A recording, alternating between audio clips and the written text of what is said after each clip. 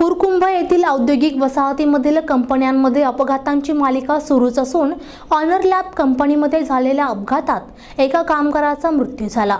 वारंवार घडणाऱ्या अपघातांमुळे कामगारांच्या सुरक्षिततेचा आणि स्थानिकांच्या जीवितांचा प्रश्न पुन्हा एकदा ऐरणीवर आलाय।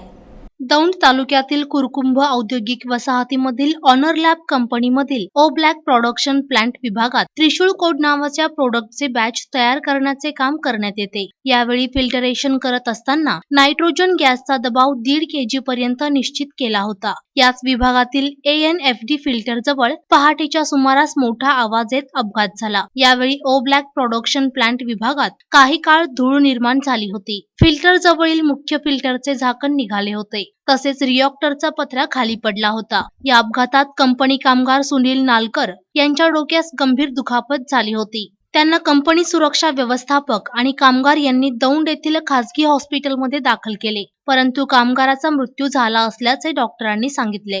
या घटनेमुळे औद्योगिक वसाहतीमधील कंपन्यांमधील कामगारांच्या सुरक्षिततेच्या प्रश्नाने पुन्हा एकदा डोके वर काढले आहे। याबाबत शासकीय अधिकारी, कंपनी व्यवस्थापन आणि लोकप्रतिनिधींना गांभीर्य नसल्याचे आरोप स्थानिक करत आहेत। औद्योगिक वसाहतीमुळे कामगारांचा आणि स्थानिक ग्रामस्थांना धोका निर्माण झाल्याने सुरक्षिततेचा प्रश्न कायमस्वरूपी कधी मार्गी लागणार असे कोडे निर्माण झाले आहे। या अपघाताचा अधिक तपास दौंड पोलीस करत आहेत। प्रतिनिधी सुशांत जगताप, NTV न्यूज मराठी, दौंड, पुणे।